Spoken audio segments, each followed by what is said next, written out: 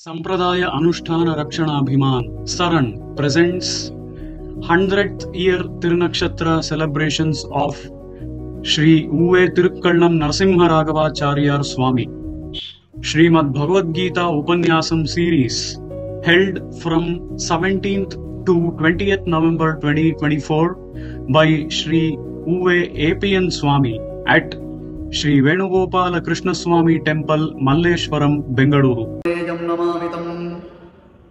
मेदिनी भारनिर्हारं पार्थसारथिमच्युतं प्रणमामो ऋषिकेशं दुर्लभं चक्रपाणिनं श्रीकृष्णमार्यं करुणालयन्तं वेदान्तयुग्मं समधीतवन्तं वत्साभिजातं विदुषां वरेण्यं श्रीभाष्यसिंहं प्रणमामि नित्यम्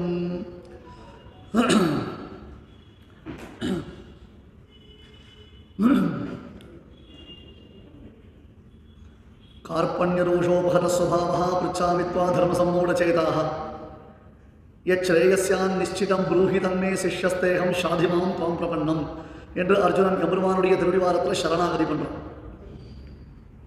சரணாகதியினுடைய பெருமை இங்கிருந்து ஆரம்பமாகிறது. பகவத்கீதை என்பது உயர்ந்த பக்தி யோகத்தையும் காண்பிப்பது, பிரபத்தி யோகத்தையும் நமக்கு அளிக்கக்கூடியது. பிரபத்தி யோகத்துடைய மகிமையை சொல்லக்கூடியது. வேதங்கள் தஸ்ய வசீகரணம் தச்சரணாகதிரேவ என்று சொல்றது. அது அங்கப்பிரபத்தி விஷயம் என்பதாக பெரியவர்கள் நிர்வகித்து போனால் கூட பிரபத்தியினுடைய மகிமை அங்கே காண்பிக்கப்படுகிறது. பகவத் வசீகரணம்னு சொன்னால் நம்மால முடியாது, நாம கிருப்பணன் என்பதாக. கிருப்பணன்னா எதுவும் பண்ண முடியாது, எதுவும் தெரியாது, எதையும் பண்றதுக்கு சக்தி சாமர்த்தியம் அற்றவன் என்பதாக தன் நிலையை சொல்லிடுறோம். பாப்பர் அப்படின்ற அளவில் சில பேர் சொல்லச்சு, நான் கை தூக்கிட்டேன் சுவாமி, என்னால் ஒன்றும் முடியாது, இனிமேல் என்னால் எதுவும் பண்ண முடியாது அப்படின்னு சொல்கிறாலும் அங்கே ஃபேன் போடமா வளர்க்கலாம், ஃபேனே இல்லை, லைட்டு தான் ஆஃப் பண்ண சொன்னீங்க, ஃபேன் ஆஃப் பண்ணுறீங்க.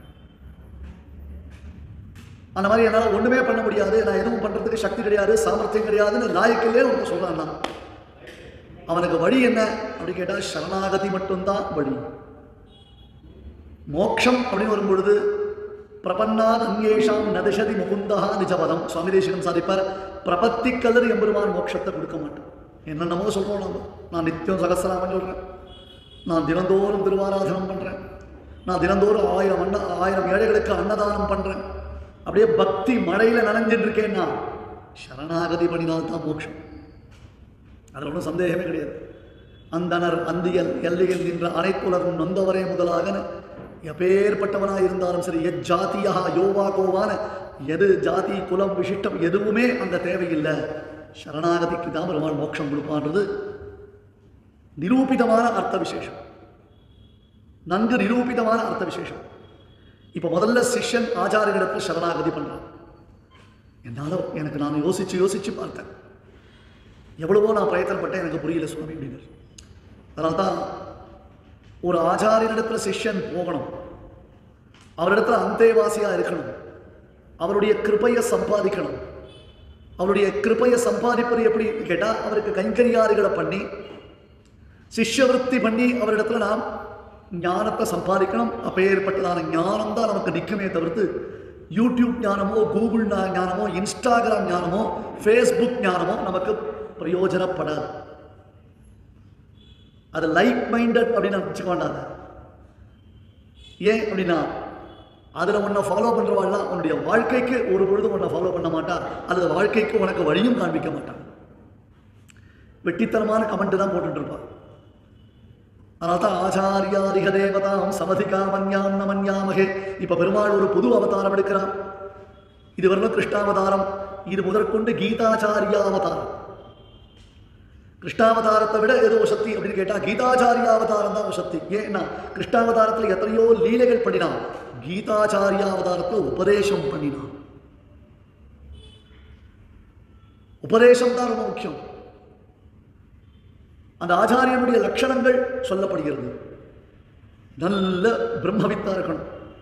ஸ்ரோத்ரியம் பிரம்மனிஷ்டம் தத் விஜானார்த்தம் சகுருமேவாபிகச்சேத் சமித்பாணிஹி ஸ்ரோத்ரியம் பிரம்மனிஷ்டம். ஆச்சாரியனை செலக்ட் பண்ணுறதுல கூட நிறைய விசேஷங்கள் இருக்கு. What I think, what I say, what I feel, what I want அப்படின்ற மாதிரி சொல்கிறவாள் ஆச்சாரியன் ஆகிட முடியாது. சுவாமி தேசிகனை போல மகான்கள் சொல்கிறான், எனக்கு இருக்கிற ஞானத்தினால இருப்பதை இல்லை என்று நிரூபிக்க முடியும், இல்லாததை இருக்கிறது என்று நிரூபிக்க முடியும். ஆனால் பிரமாணம் எதை சொல்லுகிறதோ அந்த பிரமாணத்தின் வழியாகத்தான் நாங்கள் நடப்போம். தர்க்க பாண்டியத்தால் நினைத்ததெல்லாம் சாதிக்க வல்லராய் இருக்கச் சேரையும் பிரமாண சரணராய் போந்தோம். தர்க்க பாண்டித்யம், அதுவும் விஸ்வாதிசாயினஹா விஸ்வாமித்ர கோத்திர விபூஷணஸ்ய விசுத்த வித்யா விஹார புண்டரீகஸ்ய புண்டரீகாட்ச சோமசுத்சம்பவஸ்ய அனந்த குணசேவதேஹே அனந்த சூரேஹே ஆத்மசம்பவா வெங்கடநாதா. சுவாமி தன் ஆட்டோபயோகிராஃபி சொல்றார். இந்த மாதிரி உலகத்தில் யாரும் கிடையாது. V V V V V victorious Vedanta Desika விஸ்வாதிசாயினஹா விசுத்த வித்யா விஹார புண்டரீகஸ்யன்னு அந்த குலத்துக்கே ஒரு பெருமை. விஸ்வாமித்ர கோத்திரபூஷணஸ்ய, விஸ்வாமித்திரக்கு என்ன பெருமை? அந்யமிந்திரம் கரிஷ்யாமி புவனம் அனிந்திர கம்பா. புதுசா ஒரு இந்திரனை கிரியேட் பண்றேன், இல்லைன்னா இருக்கிற இந்திரனை வெக்கேட் பண்றேன். புதுசா ஒரு இந்திரனை கிரியேட் பண்றேன், இல்லைன்னா பழைய இந்திரனை தள்ளி விட்டுறேன். என்ன பண்ண முடியும்? யார் என்ன கேட்க முடியும்? என்கிட்ட யார் வச்சுக்க முடியும்? அந்யமிந்திரம் கரிஷ்யாமி புவனம் அனிந்திர கம்பாண்டர். அந்த பவர்ஃபுல் விஸ்வாமித்திர கோத்திரத்தில் பிறந்தவர் சுவாமி தேசிகன். அதனால இருக்கிறத இல்லைன்னு சொல்லுவார், இல்லாததை இருக்குன்னு சொல்லுவார். அதெல்லாம் தப்புப்பா. மதி பிரம்மம் மக்களுக்கு நான் புத்தி வேதம் தெரியாது. மக்களை குழப்பக்கூடாது, மக்களை கன்ஃபியூஸ் பண்ணக்கூடாது, மக்களுக்கு ஞானம் பிரதானம் பண்ணணும். அந்த ஞானம் ஸ்பூன் ஃபீட் பண்ணணும். அவர்களுக்கு அனுஷ்டான பிரகாரத்தை சொல்லி வைக்கணும். வெறும் மித் அப்படின்னு சொல்லி அவளை பயமுறுத்தக்கூடாது, பிரமிக்க செய்யக்கூடாது. ஆகையால் தான் அந்த ஞானம்ன்றது முக்கியம். எனவே அந்த ஒரு ஞானத்தை நமக்கு உபதேசிக்கும் குருவினிடத்தில் போகணும். தத் விஜானார்த்தம், தத் விஜானார்த்தம் அர்த்தம் அந்த பிரம்ம ஜானார்த்தம். தத் விஜானார்த்தம் ச குருமேவ அபிகச்சேத். எடுத்துக்கணும். ச குருமேவ அபிகச்சேத் சமித் பாணிஹி ஸ்ரோத்ரியம் பிரம்மனிஷ்டம். என்ன கவனிக்கிறீங்களா எல்லாரும்? என்ன பார்க்கலாம் இல்லையா? சரி, அவள் ஏதோ பண்ணிக்கிறா, நாம இங்கே உபன்யாசத்தை மட்டும் கவனி. கரெக்டு தானே?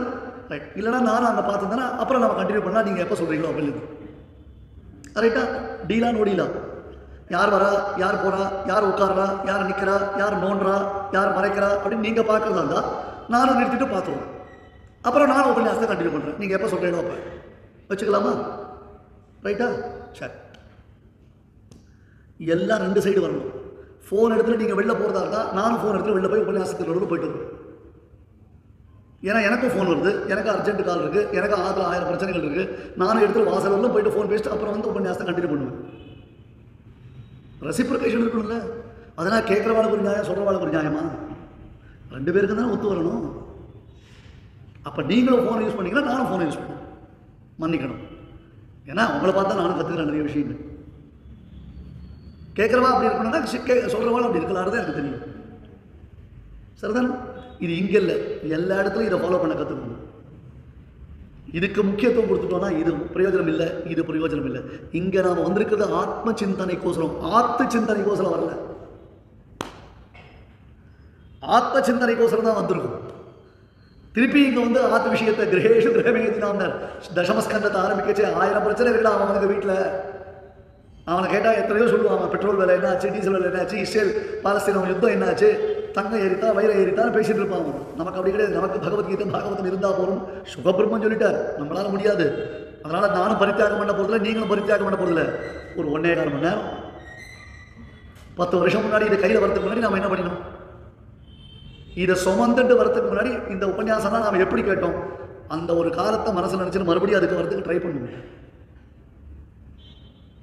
இதெல்லாம் தான் முக்கியமாக கீதையில் நம்ம தெரிஞ்சுக்கணும். மேனேஜ்மெண்ட் பிரின்சிபல்ஸ்னு பெரிய பீட்டர் விட்டு உட்கார்ந்த ஒரு பிரயோஜனம் இல்லை. இதெல்லாம் தான் பேசிக் principles, basic ethics, how to behave அப்படின்றது ரொம்ப முக்கியமானது. அதை புரிஞ்சுக்கணும், அதை கற்றுக்கணும், அதை கற்றுக்கிறதுக்கு பிரயத்தனம், அதுக்கு ப்ரையாரிட்டிஸ் கொடுக்கணும். ஸ்ரோத்ரியம் பிரம்மனிஷ்டம்னு அந்த விசேஷமான ஞானத்தை உடையவனாக இருக்கணும். வேதாந்தவித்தா இருக்கணும், வேதாந்தத்தை அறிந்தவனா இருக்கணும். தத்வித்தி பிரணிபாத்தேன பரிப்பிரஷ்டேன சேவையா உபரேக்ஷந்தி தே ஞானம் ஞானினா தத்துவதர்ஷினான்னு பின்னாடி பெருமாள் பகவத்கீதையில் சொல்லப்படுறது. அர்ஜுனா அவகிட்ட போய் கேளு, அவகிட்ட போய் கேளு. ஒரு தடவை கேட்டாலும் அது புரியாது. இந்த கான்செப்ட்லாம் சும்மா அப்படியே உட்காந்துட்டு அட்ராண்டமாக ரெக்ரியேஷன் மாதிரி கேட்டுட்டு போனால் புரியாதுடா. உயர்ந்த சாஸ்திரம் தான் ஞான தீபம் தான். இது ஞானம்ன்றதான தீபம் ஏற்றப்பட்டால் தான் அகம் அஜ்ஞானஜம் தமஹா நாசயாமி. அறிவினால் குறைவில்லா அகல் ஞான தவறறிய நெறியெல்லாம் எடுத்துரைத்த நிறை ஞானத்து ஒரு மூர்த்தி. ஆழ்வார் இந்த கீதோபதேசத்துடைய பெருமையை சொல்லும். மூர்த்தி ஒரு மூர்த்தி, ஞானத்து ஒரு மூர்த்தி, நிறை ஞானத்து ஒரு மூர்த்தி, எடுத்துரைத்த நிறை ஞானத்து ஒரு மூர்த்தி, அகல் ஞானத்து அவரறிய நெறியெல்லாம் எடுத்துரைத்த நிறை ஞானத்து ஒரு மூர்த்தி. எங்களுக்கு எல்லாம் தெரியும். பிகாஸ் எங்களுக்கு இங்கிலீஷ் ஒக்காபுலரி இருக்கு. ஸோ ஒரு பகவத்கீதை புஸ்தகத்தை எடுத்துக்கணும் அப்படி கேட்டால் சிட்டி 2.0 மாதிரி அப்படி ஒரு ஓட்டு ஓட்டினா அந்த புஸ்தகத்தில் இருக்கலாம் எங்களுக்கு தெரிஞ்சிடும். அப்படி நினச்சிட்டு இருக்காளே. எங்க கர்மயோகத்தில் 2 ஸ்லோகம், கர்மண்ய கர்மணிய பஷ்ய நகர்மணி சகர்மயா. ஸ்லோகத்துக்கு அர்த்தம் சொல்லி பார்க்கலாம், அர்த்தம் சொல்லி பார்க்கலாம், சொல்ல முடியாது. அதில் கர்த்தரி பிரயோகம் என்ன, கர்மணி பிரயோகம் என்ன, இது ஆக்டிவ் வாய்ஸ் என்ன, பேசிவ் வாய்ஸ், அர்த்தம் முடியாது, கஷ்டம். நெறியெல்லாம் எடுத்துரைத்த நிறை ஞானத்து ஒரு மூர்த்தி, சாட்சாத் வேதஸ்வரூபன். வேதஸ்வரூபனான அந்த பரமாத்மா உபதேசம் பண்றான். அவன் உபதேசம் பண்றான். அந்த உபதேசத்தை கேளுடா அர்ஜுனா, போய் பரிவாழ்கிட்ட தத்துவமான நான் நான் சொல்றது போராது. தத்துவத்தை அறிந்த மகான்கள் இருக்காரு, அவர்களிடத்துல போ, பல முறை கேளு. தத்வித்தி பிரணிபாத்தேன பரிப்பிரஷ்டேன சேவையா பெருமை. போய் சுவாமி நேற்று உபன்யாசம் ஒன்றுமே புரியல, ஒரே பிளாங்கா இருக்கு, என்னமோ சொல்ல ஆரம்பிச்சு எங்க சொன்னேன்னு தெரியல, முந்தானே தெரியாது, ஒரே உபன்யாசமா இல்லை வேற ஸ்லோகமா. ஒருத்தர் முடிஞ்ச உடனே ஒருத்தர் வந்தார், அங்கிருந்து வந்துட்டு நல்லா இருந்தது உபன்யாசம், நல்லா கேட்டேன், பகவத்கீதை சொல்ல போறேன்னு சொன்னாலே என்னில இருந்து ஆரம்பிக்க போறேன்னு. எப்படிலாம் நமக்கு ரசிகர்கள் இல்லையா? ஏதோ பகவத்கீதை சொல்ல போறேன்னு சொன்னாலே அவன் பகவத்கீதையில நினைச்சு விட்டாலும் எதுவுமே புரியாம சொன்னாதான் அதுக்கு பேர் பகவத்கீதா. புரியுற மாதிரி சொன்னா அது பேர் பகவத்கீதை இல்லை. அப்படி சில பேருக்கு ஒரு எண்ணங்கள் இருக்கும், அப்படி சில பேர் அப்படி நினைக்கிறார்கள். First of its kind, Ramanuja Sampradaya based Bhagavad Gita books in Sanskrita, Kannada and Tamil with only Moola Shlokams. Differences in the shloka text are also given by researching into more than 15 commentaries by various Acharya Purushas. Villai Vidutha Vijayan, an extensive Tamil commentary on first adhyayam of Bhagavad Gita in Tamil by Dr. Sri A.P.N. Swami. All these books, along with 60 plus books written by Dr. Sri A.P.N. Swami in Tamil, Kannada and English, are available for free download on apnswami.wordpress.com.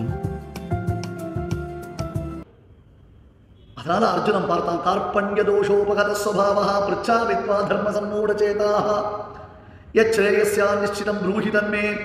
ஸ்ரேயஸ்னா என்ன, பிரேயஸ்னா என்ன? ஸ்ரேயஸ் என்பது அவனுக்கு அத்தியந்தம் முக்கியமானது, prayers என்பது அவன் விரும்பக்கூடியது. ஸ்ரேயஸுக்கு ஆசைப்படணும், எல்லாரும் ஸ்ரேயஸுக்கு ஆசைப்படணும். சிங்கேரி பெரியவாள் இருக்காரு, இளைய சன்னிதானம் பெரிய சன்னிதானம் இருக்காரு. அவர் ஒரு 10-15 வருஷத்துக்கு முன்னாடி மெட்ராஸ் வந்தார். நல்ல விசேஷமாக மெட்ராஸில் விஜயம். தினந்தோறும் சாயங்காலத்து வேலை சத் சங்கம் நடந்தது. அந்த சத் சங்கத்தில் எல்லாரும் நிறைய பேர் கலந்துட்டான். ஒருத்தர் என்ன பண்ணாருன்னா, அன்றைக்கி சுவாமி இந்த ஸ்ரேயஸ்னா என்ன, பிரேயஸ்னா என்ன, அதனுடைய விஷயங்களை பற்றி விசேஷமாக விவரணம் பண்ணினார். ஸ்ரேயஸ் பிரேயஸ் அதனுடைய தர விசேஷங்களை சொன்னார். அதாவது உபனிஷத் சொல்வது, ஸ்ரேயஸ் என்பது நமக்கு மேன்மை அளிப்பது, பிரேயஸ் என்பது நமக்கு விருப்பமானது. உனக்கு வேணும்னா நீ எழுந்து வந்து பண்ணு, அங்கே கை காட்டான், எழுந்து வந்து பண்ணு. அங்கே 10 பேர் பார்த்துருக்கான், எனக்கு இரிட்டேஷனாக இருக்கு. நீ உனக்கு அட்ஜஸ்ட் பண்ண, நீ வந்து அட்ஜஸ்ட் பண்ணு.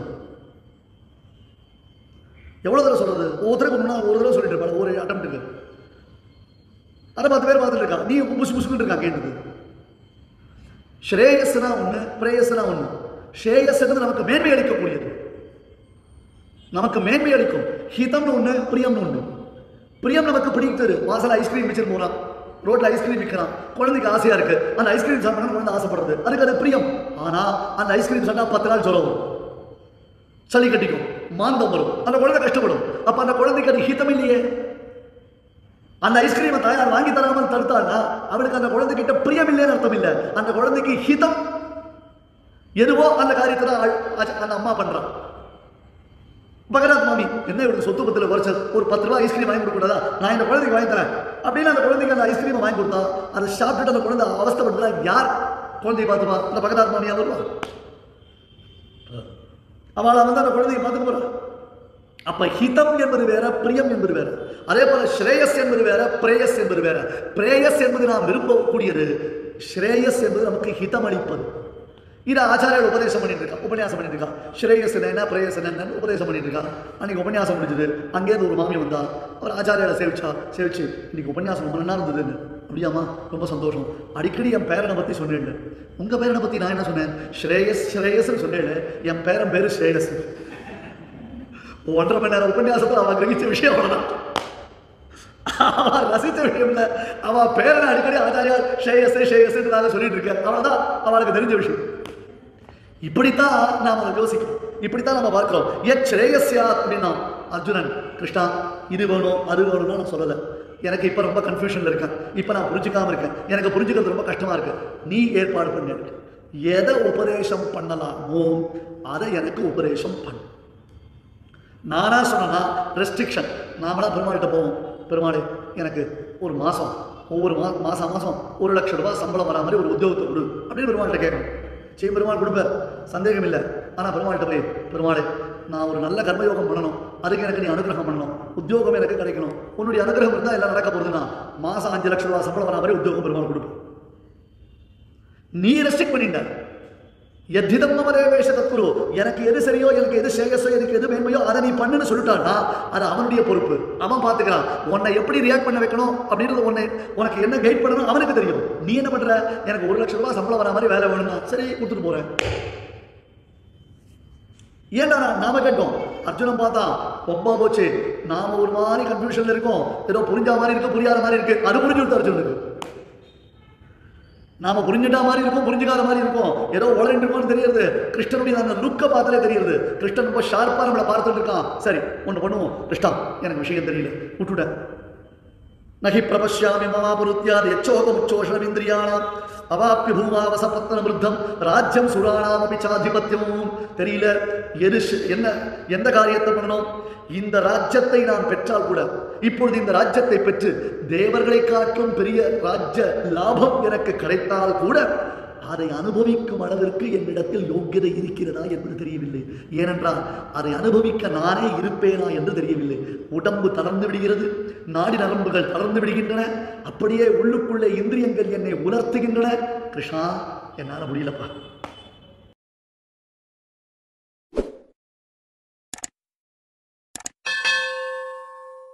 ரங்கநாதனை தான் கல்யாணம் பண்ணிக்க போறா, ரங்கநாதன் தான் கல்யாணம் பண்ணிக்க போறான்னு நினைச்சிட்டு போனாங்க. அதெல்லாம் ஒண்ணும் கிடையாது. திடுக்கிடும் திருப்பங்கள்ல இருந்து ஒரு கல்யாணம் இருக்கு, ஆண்டாள் கல்யாணம். அது கடைசி நாள் பார்க்க போறோம். நம்ம போகி அன்னைக்கு திருக்கல்யாணத்தோட முடிக்க போறோம். அது ஆண்டாள் கல்யாணம் சொல்லிதான் முடிக்க போறோம். நீங்க இத்தனை கல்யாணம் கேட்டிருக்கலாம், இந்த கல்யாணம் சம்திங் நியூ ஸ்பெஷல். முதல் கலப்பு திருமணம் ஆண்டாள் திருமணம் தான். விபவத்துல இருந்த ஆண்டாள் அர்ச்சையில இருந்த ரங்கநாதனை கல்யாணம் பண்ணாலும் அதனால கலப்பு திருமணம். இன்ட்ரெஸ்டிங் விஷயங்களை நீங்க தெரிஞ்சுக்கணும் அப்படின்னா ராமானுஜப்பாவை திருப்பாவை உபன்யாசம் இந்த டிசம்பர் 2024 16th டிசம்பர்ல இருந்து நடந்துட்டு இருக்கு. அதை நீங்க கேட்கணும்னா ஏபிஎன் சுவாமி யூடியூப் சேனல்ல மெம்பர்ஸ் ஆகி மெம்பர்ஸ் ஒன்லி கண்டென்ட்டை என்ஜாய் பண்ணுங்க.